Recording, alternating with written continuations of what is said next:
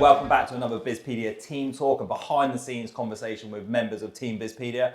Delighted to have 4 very special guests with me today. So let's start with introductions. To my left.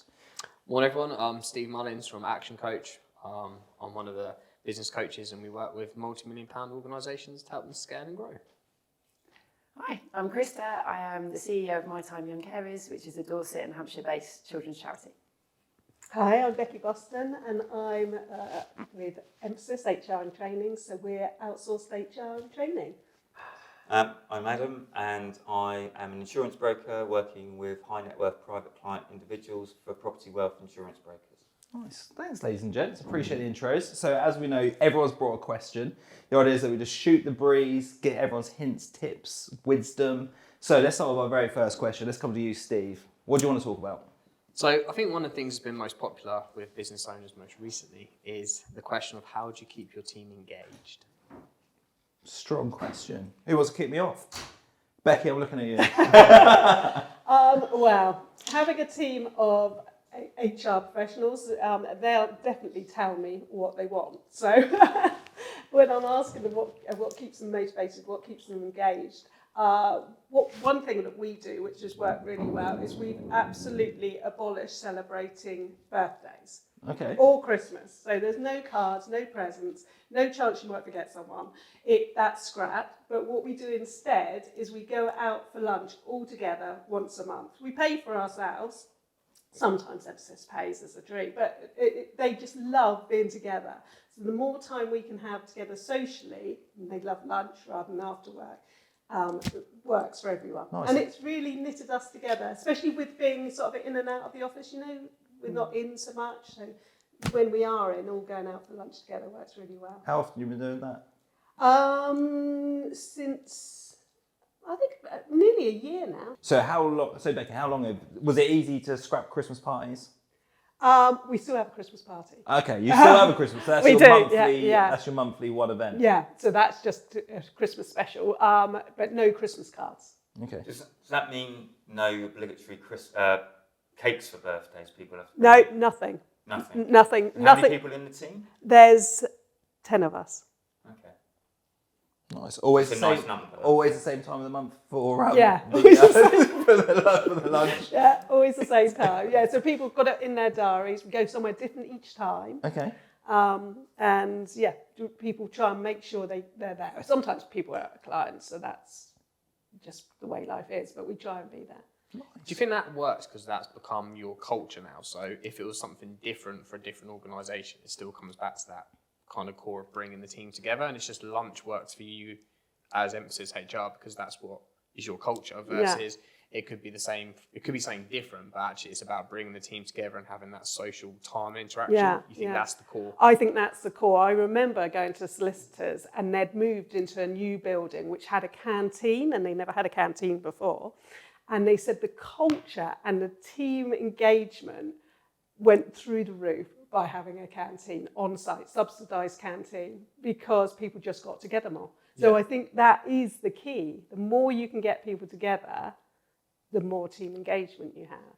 And that's my concern about all this remote working really, is are people making enough effort to bring everyone together? It's really interesting because when I was at BizX last week before, Stephen Bard actually we were talking about earlier, one of his things was like kind of giving his team complete autonomy. So actually his culture is so different to that. If you can't listen to one of his podcasts, he talks about it. But it's really interesting, this mix between, is it autonomy? Is it bringing people together? What is it? And I know I posed the question, but for me, it's kind of like what culture works for you as a business? And I think that then attracts people that like that culture. They're attracted to that, and that keeps them with you versus, I know people that would, I have to go for lunch once a month with my team. They'd be like, I don't know about that. But even though it versus was others would really engage with it. But that part coming back, Becky was saying about the canteen part, that's organic, isn't it? That's just something that happens naturally. Whereas the team night out or the lunch can actually be quite stressful for some people, and some people don't want to be engaged on. And it's trying to find something to engage everybody and finding that right plateau, doesn't it? As opposed to saying, right, we're all going to go out, we're all going to have fun, it's going to be a great night, we're all really going to really enjoy it. regardless of whether it's your thing or not. So Yeah, I mean, we did ask them what they Yeah. wanted to do. So How often do you ask your team what they want? when something comes up, so we talked about bonus payments. Did people want bonus payments? And they all said yes, No, absolutely. they didn't. They didn't. They said that they weren't actually motivated by money. Okay. They'd rather have more social events. So what we do is things like pottery painting. So again, it's another lunch activity, and we'll do pottery painting. Or I did actually buy everyone flowers and prosecco as just a gift because we beat our target this year. And they did get bonuses as well. But when asked, that wasn't what motivated them. All right, nice. Lots of team building, Yeah. lots of regular communication. Krista, what about you? How are you keeping your team engaged? It's really similar, actually. So we spend a huge amount of time together as a team. And then there's two kind of mechanisms, I suppose, that are in place to make it slightly more formal. So the first is that we brought in an engagement multiplier survey that they do every 3 months, and it is completely anonymous.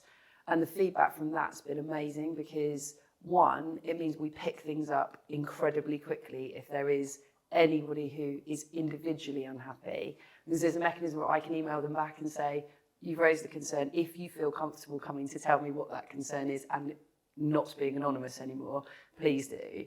And that's led to some really healthy conversations around particularly how we were communicating as a team.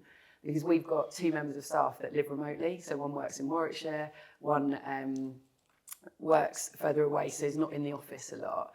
And actually, that change in communication has meant everybody feels informed, everybody feels like they know what's going on. And I don't think if that hadn't have come up 3 engagement surveys in a row, we wouldn't have continued to focus on it. And then the other strategy is obviously we're a charity and we run what we call Making Memories Days with young carers. And to facilitate those days, we need lots of staff. So we have lots of team members who don't work directly with young carers on those team days. So they get a chance, the fundraising team, to work with the programs team and connect to the purpose of what they're doing. And that always has a really positive impact because they, as a fundraiser, it can be quite a tough job and you're asking people to donate to the charity or support a lot of the time, but they really get to live and see what it is and why they're doing that role. So yeah, we have lots of different ways, but we do, like Becky, we do a huge amount of spending time Social, together. personal stuff. Yeah. The engagement multiplier, is that expensive? I think it costs the charity about £900 a year, but Okay. it is It's worth it. absolutely worth it. It is such a useful tool, and it's been interesting because one of the issues that first came out was communication, and some people felt they were being over communicated with, and some people felt they were being under communicated with. And actually that led to a really healthy discussion around the table with, if you don't want to be part of this chat, that's okay. But actually this email, the weekly comms email, that's the one where you'll find everything you need. This is the regularity of the meetings we're having. And it's just allowed us to kind of, laugh and recognise we're all different and that the finance manager does not care about the fluffy chat that we're having in the WhatsApp group. Yeah. Whereas other people, especially the remote staff, really find that connects them to the team. And so it's been good for us as a group to realise as well that I'm different to you. What I need is something else. But yeah, I would thoroughly recommend Engagement Multiplier. It's really, really useful. Nice. Adam, PWI, what are you guys doing over there to keep the team engaged? Well, actually, the team's quite new and quite small. So I think as different people come in, we're sort of working with different elements of how to get engaged, because actually we've got quite a different demographic in the sense that we've got people that have been in the industry for 25 years and have done things a certain way, and then obviously younger people coming in that are in their early 20s and they want to trying to find something that I suppose everybody's engaged with, something that's motivating everybody. And as you said, it can't just be about money, because if it's just about money, then if you paid everybody a monthly bonus of £100 a month, it just becomes more money, doesn't it? Whereas actually people would rather you have something like a monthly lunch. So we're really in the infancy of trying to find out what those things will be. The only thing that we really get in tradition of at the moment is on a payday on the following Friday, whoever's in the office, we ever call it a Friday. So we have something that's bad for us in the sense of fish and chips, pizza, Nando's, brand naming.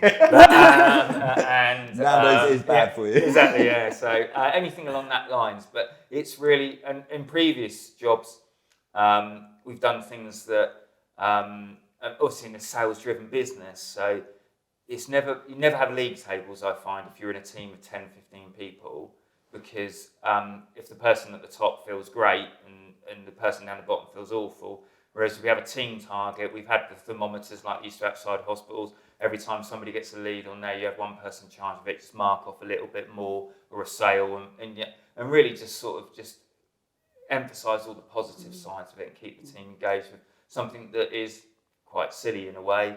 And we even had lucky dips at one point where you had to put your hand in for every lead you got a lucky dip, and that meant you might get a half day off, an extra hour for lunch. You might get a Mars bar, sorry, more brand name, whatever it might be, or something. So we'll get Mars bar to sponsor the next episode now. Yeah. Lucky Or dips. I even did one lucky year dips. putting loads of things in balloons, and then they're in a basket, and every time you got a sale, you got to pop one of the balloons, and there would be a gift of some sort again, which would be like a half day holiday, an hour off, later start, Monday morning, 10:30 start. If you want to hang over, That's or cool. 4:30. That sounds like a lot of fun. Yeah, it's good when you're in a big team trying to motivate people to do things that actually is relatively simple, but good fun for everybody, because then everybody's engaged in what you got in your balloon, what have you got on your board, what did you get in your lucky dip, or we're all, somebody's might have done a £50 income, and somebody might have done a £5,000 income, but every mark matters on that thermometer to try and get them. And I suppose you try different things with people and with different teams. It doesn't always work, but be prepared to change that and go, well, let's just, and Becky's doing her lunches. That might not be the thing you're doing in 12 months' time, but don't stick to it because you've just always done it. That way, Happy to change, happy to do something slightly different for people and work out what motivates them. I found when I had a younger team, saying that they could finish at 3:30 on a Friday was a massive motivator to them, because or have a longer lunch on a Friday, or come in a bit later on a Monday, sort of thing. Whatever that, because that's what they wanted. They wanted a bit more time off. So does that mean like you're just listening to your team? Yeah, Actively listening to what they want. Yeah, because gets a better engaged team. I don't know what everybody wants. I can assume, but I think there's a lot of people assume, well, that's what they want, and everybody assumes, well, they just want more money. Well, they don't know. They actually want to be engaged and believe in the company they're working for and enjoy working with the people they work with. And it's not for everybody.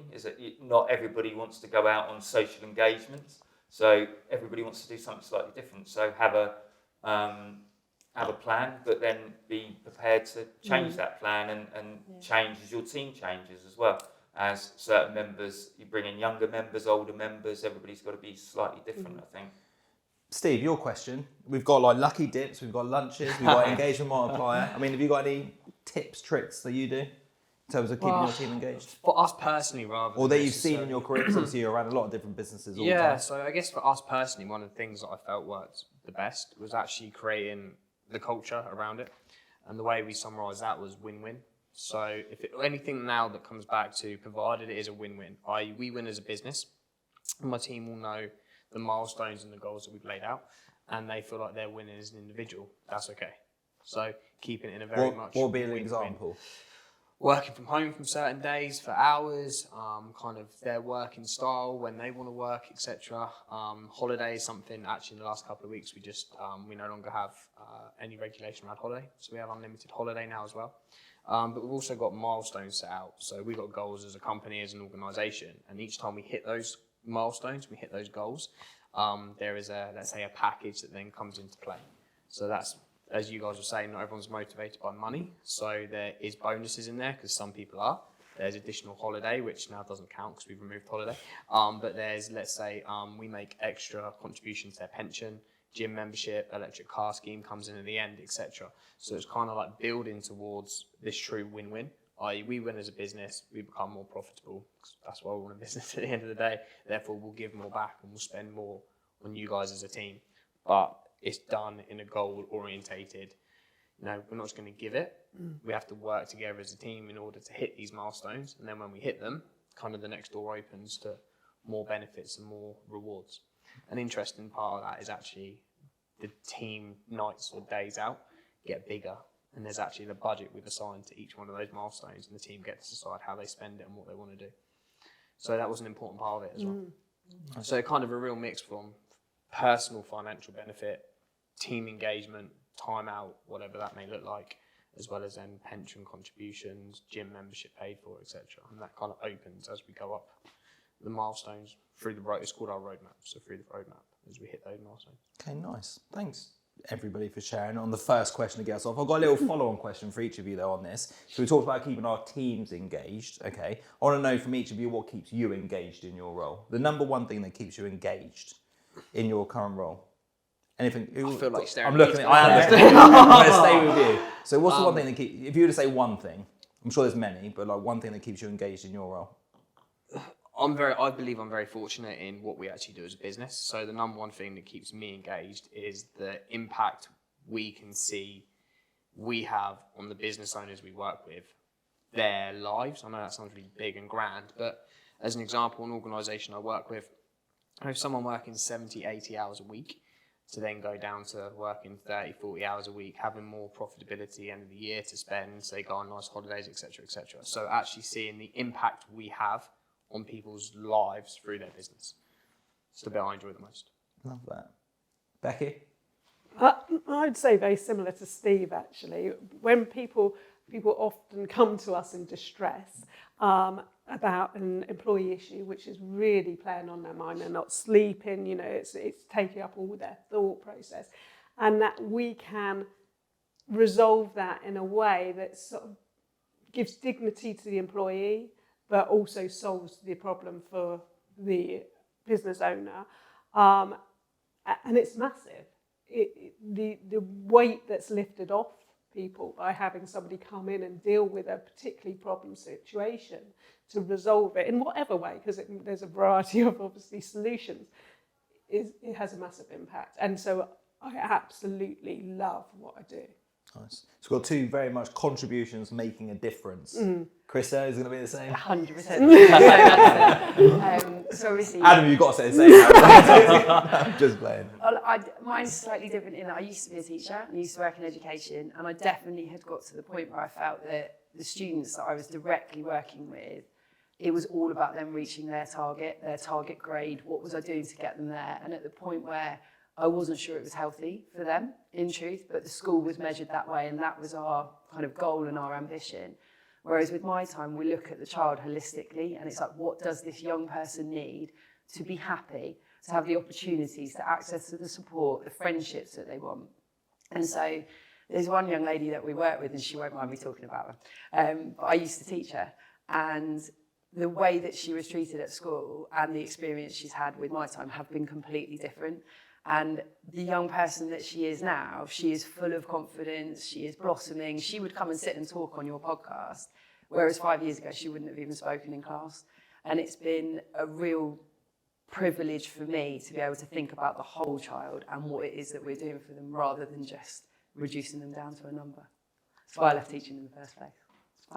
For those of you that have got kids. Sorry, guys. Good. Yeah. Adam, you being engaged. I think my history is working for, my last 5 years working for a massive corporate organisation where actually your motivation is that you're making sure people with lots of money get more money. Shareholders are the main priority. Working for a smaller organisation, you can actually focus back on the client and doing the right thing for the client and putting the right client with the right provider and making your client fit the insurer.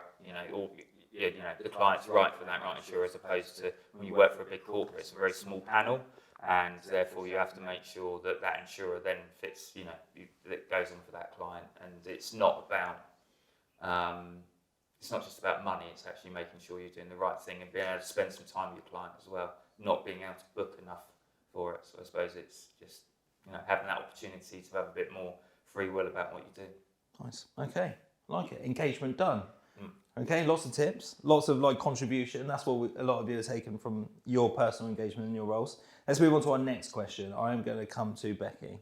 What would you like to ask the team? I'd like to ask the team, what do you think is the biggest misconception about being a business or charity owner?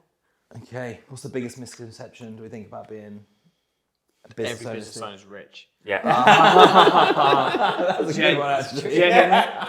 I think the biggest misconception, this is the first one that came to mind. Yeah, It's actually I from enjoyed a team. It's from a team perspective normally. The biggest misconception from a team to the owner, if you like, is normally, they look at the amount of money coming in and they think, oh, you must be taking all of that. Versus actually the reality of what that can sometimes lead to. And I think quite often when we talk about engagement, is not to bring it back to last question, but engagement, working with the team and everything, and having that clarity around what it actually looks like. Now, I've worked with multi-million-pound businesses that are in cash difficulties, hemorrhaging cash, are losing money, and their team will sit there going, oh, it's all right. Genuine answer from the team once, it's okay, I'm sure he only drives his Porsche on the weekends so we don't have to see it. And I mean, this business was hemorrhaging cash and losing money. So I think the biggest misconception that comes up most consistently is, oh, you own a business, oh, you must be rich. That's a strong answer, right? Krista, what do you think? This one's Biggest quite, misconception? yeah, this one's quite tricky for me because I am very new to the world of business, I suppose. But I think the biggest misconception for me is that you have all the answers, that you have all of the knowledge and you are able to just make everything happen as it should, and that you're in a position to make sure that everybody is happy all of the time. And it's really, really hard because, as we talked about with the communication thing, everybody likes something different, everybody wants something different. And actually, I think I entered into this hoping that I could create this utopian world in charity and it was all going to be amazing. But realistically, you can't please everybody all of the time. And also for me, I mean, it's been an absolute whirlwind of a journey. I started at my time and there were 3 of us, and it was a tiny organisation, and now we have all this governance, all of these financial bits, all the insurances, everything. What's the difference between PR marketing and comms? I still don't know. So I think it's that you have all that knowledge. And one of the things that I found was I kept Googling, like, where's the list of what you're supposed to know as a business owner? There is no list and so you learn things all the time. But in my team do sometimes look at me like I have all the answers. I'm very, very aware of telling them that no, I don't. But I will go and ask someone that does, which is why your networks are so important. Really enjoyed those first 2. So we've got that the business owners are rich and that you should know all the answers. Okay. Biggest misconception. Becky, it was your question. We'll come to you next. What do you think the biggest misconception? I think it's a sort of a mixture of both of those, that you have some sort of easy life where you're sort of sailing through with confidence and knowing everything and loads of money and things, whereas actually you're literally worrying about everything all the time. There's not necessarily worrying, but you're always thinking about your business. You see something, you think, how will that work for my business? You never switch off and just think, God, this is great. Because you're looking all the time, how can I make this better? How can I make this work better? How can I make sure everyone's engaged? How can, what are the finances? It's very all-consuming, isn't it? It is, and there's so many facets. You start off doing something because you love it. So, I love HR. I know that's a bit sad, but, and training and getting the best out of people. So that's what I love. I love making a difference. That's not sad, that's cool. And then there's finances, there's VAT, corporate, there's all the other bits that you don't love, and you've still got to deal with all of those as well. And you're sort of thinking, right, okay, I'm not sailing smoothly through this. Luckily, I've got Jane, so she's brilliant. But there's just a lot going on, more than anyone could know, I think. Yeah, no, I agree with that. When I thought about the question, the first thing that came to mind is that maybe the biggest misconception is that it's always fun or easy, or what you said about being rich and also knowing all the answers. That whole thinking about it can be, where it is all consuming, very stressful. Do you know what I mean? I do love my job, I really do. And I think happiness is the game, so I do it because it makes me happy and fulfilled. But there is definitely times where it's just you're trying to balance all these plates, right? For sure. Anna, what's your thoughts on it? I agree with all of you. I think there is a perception that if you are a business owner, you must be rich. I think the reality is that you're probably more stressed than everybody because it's your livelihood as well as everybody that works for you's livelihood as well, your success, and you can't have all the answers, and you need to put people around you that do have some of the answers and take some of the strain and the pressure away from you. I don't think it all is just playing 18 holes of golf. And everybody that started their business has had to go through those very lean years where it's, you know, they've still got to pay their mortgage, they've still got to pay their bills. There's no, most business owners don't have some sort of sugar daddy or parents funding them to go through it, and they've got to that. And then when they're employing people, it's a case of those people, they want those people to come in and buy in and be part of that, not to, you know, and be part of that industry, as opposed to, you know, coming and going, well, you think you've got all the money, you're all right, you don't have to worry about it, sort of thing. Well, nice. Yeah. Well, for the audience listening, that was like a nice little therapy session for us all, wasn't it? Feel our pain. We're not rich, we don't know all the answers. I definitely think there are phases you go through as an owner, right? So there are the real challenging times, the all-consuming times, but then you have a breakthrough, and then it should feel like a release. But then quite often with business owners, there's this need for more. So then you go, right, we'll go to the next level, unknowingly, but knowingly then going to have to go through that whole world of pain again to then get to the next level. So I think part of it is, you know, that stuff does ease up as you go through the journey, right? If everyone reflects, that does ease up. It's interesting to talk about mortgages as well, because when one of my team members joined me, they had a conversation with their brother-in-law. They came from a big organisation, and their brother, I believe it's their brother-in-law, turned around and went, there's one big difference. The money at the end of the month pays the directors' mortgages. And that's what you feel is a difference. It is interesting when you come into an SME world. I think for employees and culture and stuff, it's a big point. Nice. Actually, I think this leads us quite nicely onto your question, Adam. My question is, do you think being a business owner is for everyone? It's a good segue I did there, do you not think? Exactly. Really tied that in. Okay, so we've talked about the misconceptions. Let's talk about, is being a business owner for everybody? Becky, what do you think? No, I don't think it is. I think people sometimes fall into being a business owner sort of by accident and then grow into the role. But I think you've got to have quite a lot of self-motivation to keep going despite all the things we've discussed. So all that worry, the balancing, the having to do things you don't particularly like as well as the bits you like, and you've just got to keep going. So you need a lot, I believe, you need a lot of personal drive to see through good times, bad times. And at points you're not earning very much money and you're thinking, you're making sure everyone else is paid. You're not necessarily taking the whole load for yourself. And keeping on going through all those eventualities is quite tough in the beginning. And I think there are people out there who just like to go to work and get paid at the end of the month, and it doesn't matter if you've absolutely, done loads or done little, you still get paid at the end of the month. It's not the same if you're a business owner. Okay, Steve, what do you think? Being a business owner for everybody? No, but to caveat that in one way as well, I don't think there's one type of person that also makes a business owner. So to the contrary of what a lot of people think, and actually for a lot of my clients, it's not a rude comment either. This isn't necessarily about, like, you don't have high level of intellect like a brain surgeon or anything like that to have the ability to do it.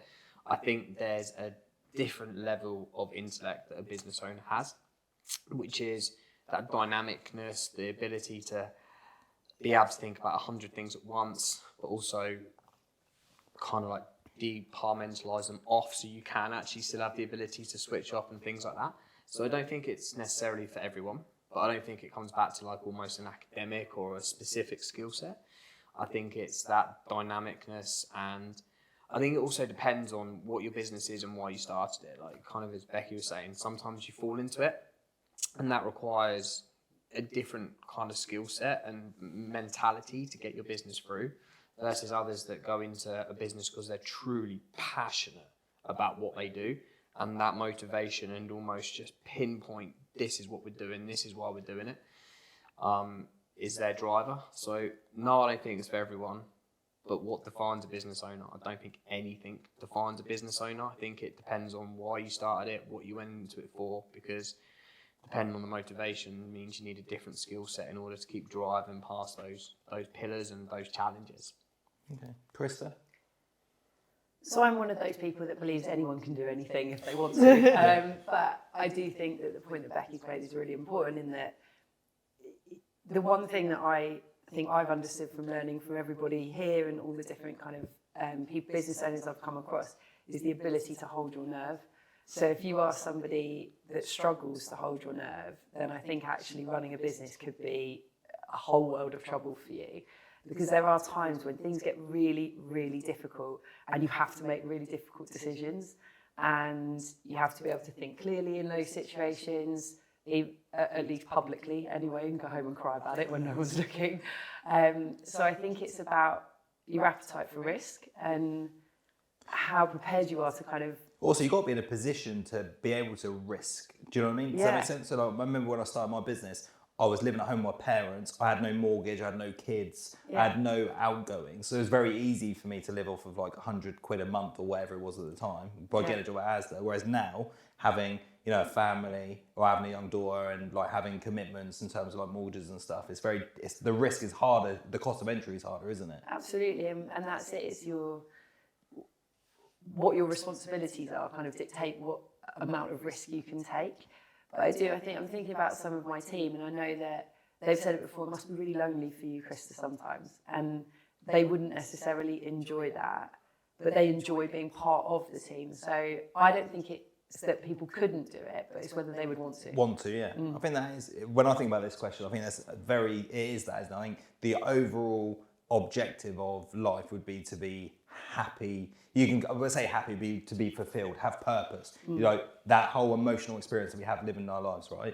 So I think like if my partner wants to be the best mum possible and that's going to give her the most fulfilled, then 100% she should do that. But at this day and age, you can also, if she loved, I don't know, video games, she could easily come up with, it's never been easier to come up with a business around like vlogging around video games and earn £20,000 a year and be happy, as opposed to earn like 60 and be a developer. Does that make sense? Yeah. So I think it's easier than ever to be a business owner for people, but really you should follow your passions and interests. And also you've got to be strategic. So maybe it's like 3 years time I could be a business owner, but I need to get all my finances, you know, in order today so that I can actually take the risk to go do it. Yeah. I think it's interesting because you say it's easier than ever. I also think it's harder than ever. I actually agree it's easier than ever in some cases, but I think it's harder than ever because it's almost assumed now that it is so easy. Then actually the reality of when you embark on that and what that journey still is actually challenging. Yeah, I think that comes to Becky's point, isn't it? Like where you end up going into the game of business, and then when you're in it, you have to have so much resilience and drive and hold your nerve because it's actually really, really difficult. I think it looks prettier now than it's ever looked to go into being a business owner. Yeah. But the reality is it's still as hard as it's ever been, if not in some cases harder. Therefore, your point of resilience and having to have that passion, the connection, the motivation is needed. And I think that it looks easier, but I don't necessarily, I'd agree it is easier once you get past that first kind of like initial point. The reward is, I suppose there's more reward, isn't there, being a business owner? I know there's the parts that you're not feeling on a Sunday, as you said, Becky, it's like the people that just want to come in and get their salary, that are not thinking about it on a Friday night, on a Saturday morning, on a Saturday afternoon, on a Sunday, on a Monday night. That is constant, because it is all consuming. But I think the rewards of it, I'm not talking just about financial rewards, I think actually the fact that you've built something, you've got past that sticky part, and every day you're thinking about how to develop it and work with people around you to make it more than that, more than it was, and than it would be just working sometimes for somebody else. Because it's your vision, it's your destiny, isn't it? It's your, you know, what you want to develop and what you saw was wrong in your previous role. And I mean, Josh, you've never worked for anybody, have you? Apart from Asda. Yeah, apart from Asda, stacking the shelves, yeah, but I'd find it really difficult now I like being in control. I think being the positive of being a business owner is that you're in control. I'm in control of my own destiny, right? So like, it's kind of that, to my work ethic, to the way that I manage money, to all of those things are in my control. So I like that feeling. I also like the fulfillment of knowing what my mountain is and trying to climb my mountain, right? Because every step you get the fulfillment and the purpose. Because what I do want to do is have a life where I don't regret it. So but then business also fits my passions. Do you know what I mean? I could sit around chatting business and people all the time. So I feel like I've really been able to find what's right for me. But I also appreciate that my passion and interests aren't the same as everybody else's. But I want them to find the same thing for them. Does that make sense? And whether that's, you know, I don't know, video games as an example, they could do that and they could make money from it. But I also think it's not easier these days because maybe we're a little bit softer from like a resilience, like hard work perspective. But also, if you're your own business, you're sort of slightly in control of your own destiny, aren't you? Whereas if you work for a big organisation or another organisation, that they dictate when they might say, well, we're going to sell out to somebody else, and that your job's not here anymore, or we're going to do this, and you're not. So at least in that, and therefore, so you can control your own destiny by how hard you work, and you might be unlucky, but it's just being, and every now and again, but it's about being resilient and keep working. So do you think that being a business owner is for everybody? That was your question. Well, Actually, we're going to do a little final thought on this one as well, right? Like, yeah, I don't know. I mean, I work with lots of people, Becky said, who just want to come in and earn the money and go home and have zero stress, and they literally can forget about it as they walk out the door. I've never been like that. I think I'd rather do something. I mean, I always sort of said that I wanted to retire early, but as life has gone on, I think actually I'd rather do something that I enjoy for a couple more years and work on a little bit more than go and work for a big corporate where I can earn lots of money and it's the pension schemes, etc.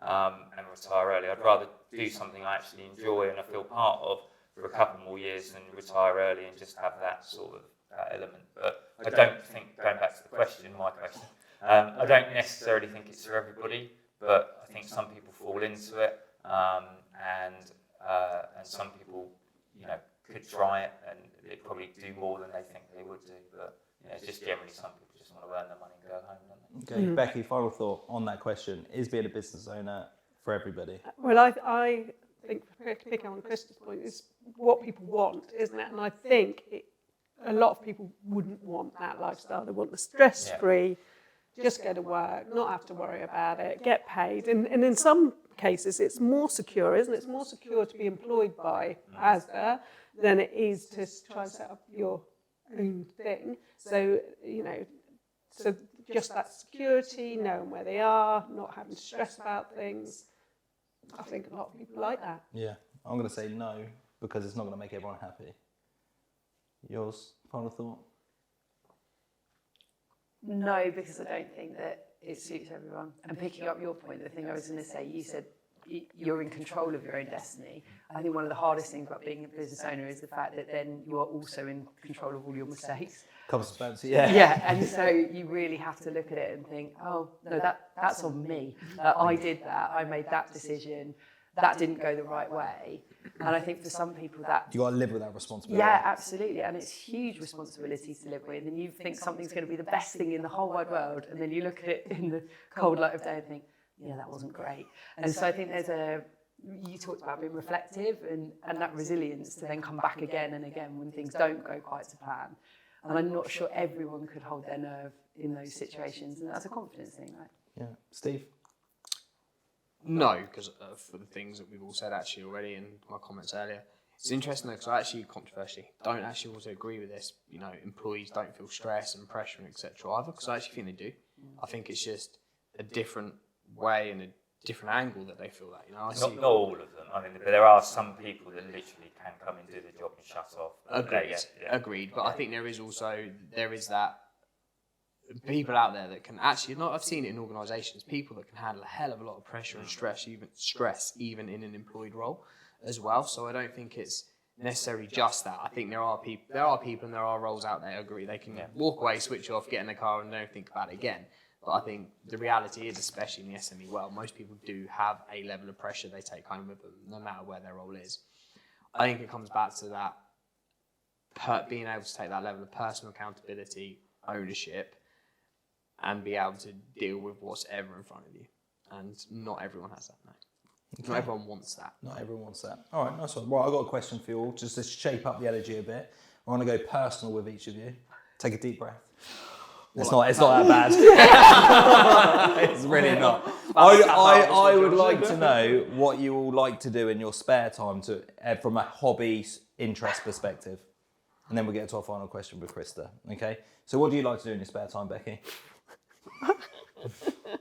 I like to do 3D printing and sell, but that's just another business. My spare time is taken up with another business is, super sad, isn't it? No, it's not sad at all. That's what you love. But talk to us about what is that business then? What is that? You said 3D printing. So we've got, I think we've got 14 3D printers now. Wow. And basically design, we've got a scanner, we can design things, we make things, and sell them on Etsy, eBay, or on our website. But, the conversations about designing things, tweaking things, it's the same thing. You're just trying to make things better all the time, but it's tangible. So it's a product. And, just like that ka-ching, when you sell things, packaging it up. So sadly, my spare time is 3D printing. 3D printing, yeah. Very cool. I like it. Krista, what about you? I was going to say that makes my answer seem really boring. I go to a gym, but it's a community gym, so we train as a team all the time. So we have 56 of us in yesterday's bank holiday weekend workout. Wow. And I love the simplicity of it. You pick up the heavy thing, you put the heavy thing down again. They tell you to put a bit more weight on the heavy thing, you pick it up. No decisions have to be made. And it, for me, is one of the only times my brain isn't busy and thinking about work and thinking about other responsibilities.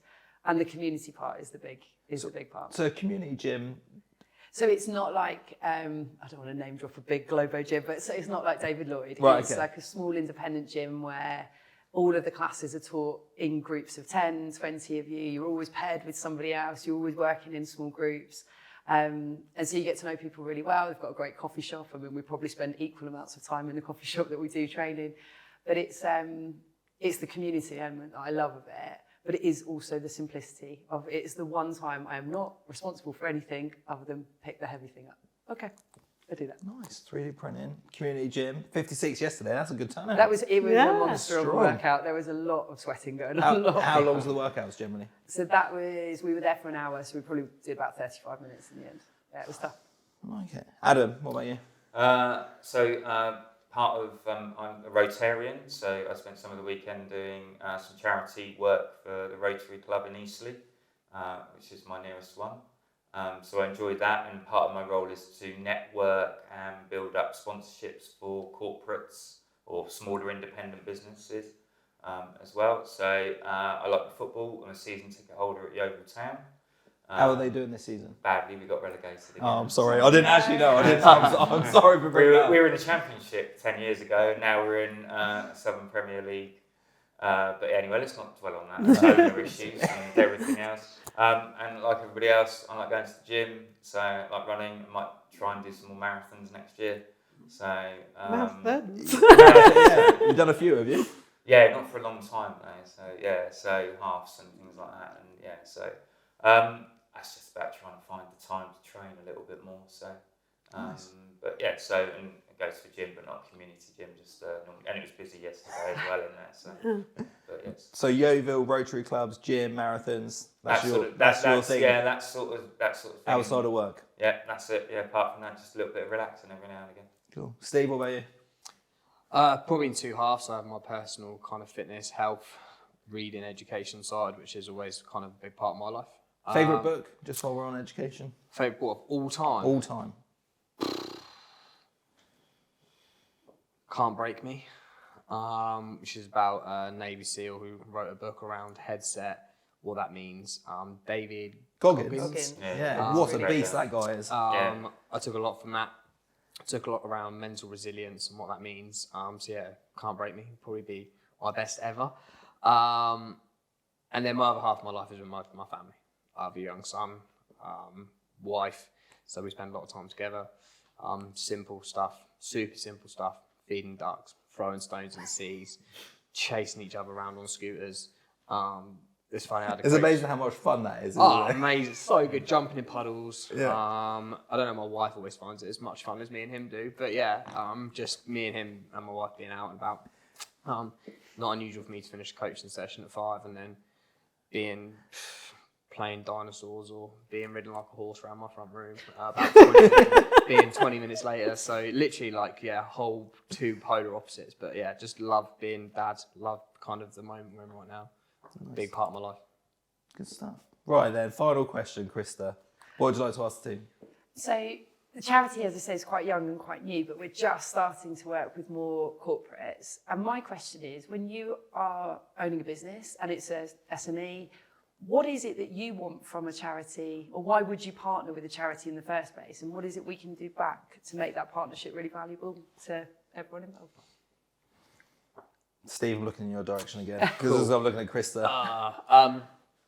I think the first thing that comes to mind actually is the personal connection or the personal emotion and engagement that you kind of connect to with charities.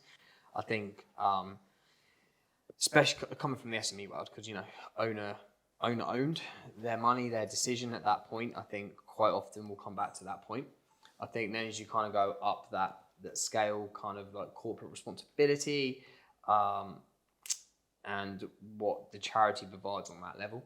But I think definitely at an SME level, that personal, emotional engagement in believing in what the charity does, 100%. And I also come back to people do business with people. So whether, you know, as yourself going and presenting that to a business and an organisation, do you connect with the person on the other side of the table? Do they connect with you? Do they connect with what the charity does, what they deliver, and the passion, the way you're going? I actually think it would come back to those points for me personally. At the end of the day, it's still a business transaction. I think it comes back to kind of very similar ways that businesses do business with anyone else. Okay, thank you. My thing on this would be to motivate me to do more. I think if you work on your marketing comms and just share all the stories about the difference you're making. I mean, that's probably a real practical thing you could go away and do. I'm sure you are doing it already, but doing more of it, being like, okay, this is Josh, this is how we're supporting Josh, this is what Josh's story, just constantly putting out the marketing comms about the difference that you're making. Because I think that will motivate people to get behind the stories. Yeah, it definitely does. Like, we find that whenever we share the story of a young carer that we're working with, people are inspired by them and then motivated to support us because we support them. Yeah. And it's really interesting because sometimes we have to promote certain things like events that we're running. They never get the same level of interest or traction that it does when we're talking about one of the kids and what they do. So. Yeah, so they'd be doubling down on that. Or even think about other ways to do what you're doing already in that space. Do you know what I mean? Okay, maybe you could put a body cam on somebody for a day. Do you know what I mean? Yeah. Like, exactly. And just like, actually, here's a day in the life of, you know. Young carer. Yeah. Clever. Becky? Yeah, I think it is that sort of cause and effect. It's if I give you some money, what are you going to do with it? And you could say, right, okay, a business gave us this money or regular contribution, and as a result of that business being involved, we've managed to do a Making Memories Day, you know, whatever it is, so you can actually see, because sometimes you feel you give to charity but you can't see what's going on with your money, so you really want to know that what you're doing makes a difference. And I think it is those stories, you know, hearing those stories of how the charities helped these young people who probably felt forgotten before you got involved, and actually you've made a difference and they can now come on a podcast and speak or whatever it is, but that's made a real difference to them, your involvement as a charity. It's what touches your heart, doesn't it? And you know, I as a business owner, I'd always ask my team as well, you know, if we were going to partner with a charity, what do you think would be, because they've probably got some personal motivations as well, so things that are closer to their hearts. In the Rotary, Adam? Well, I think... What do you think on this? It's a lot about doing local things for local communities. So as part of Rotary, we have the big End Polio campaign, which is the international one. But I think it's also about doing local things in the local communities. That's time and money. The smaller charities that don't necessarily get the publicity or can't advertise, that don't have big marketing budgets. Actually, everything that they take in is being then put out to do better in the community, better for other people. And I think that is, as Becky said, it's about where you can see where your investment, your time, your money has gone and how that's making an effect to other people's lives. Nice. Is that what you're expecting? Yeah, I think so. It's really helpful to understand because it's the transparency that you spoke around and around it's just really connecting people with the mission and what it is that you're trying to do. But I also need to talk to you more about your comms tips because that was really helpful. But yeah, cool. No, it is interesting. Right, ladies and gents, thanks very much for being on today's podcast. We always finish with a final thought, okay? So I want everyone's final thought about what you've heard today that you're going to take away with you, okay? So I've got a couple. I'm going to start just as I let you guys digest what you're going to say. I think the misconceptions bit I loved about, being rich and having to know it all, but also I'm going to take away the engagement multiplier and the regular team lunches. I thought they were really good takeaways for it. I'm going to take away and implement in my life going forward. So thank you for those. Right, I'm going to start with, where should I go? Let's go to my left again. Steve, final thought from today. I think engagement in your team. I actually think the big learning that came out around engagement in the team is kind of dynamic. It's unique for each business, for their culture, for what works for you. And I think kind of your point there on, if it works, great. If it doesn't, change it. I think that was a big one. Yeah, you asked for one. That's my one. I was just being greedy. Krista, that was also mine, is that team engagement can change depending on your team and depending on who's in it. And so I suppose I feel reassured that using the engagement multiplier and talking to the team about what they want means that we'll continuously evolve. And that, I think that's business though, isn't it? You're continuously evolving. That is my final thought for the day. Okay. Adam?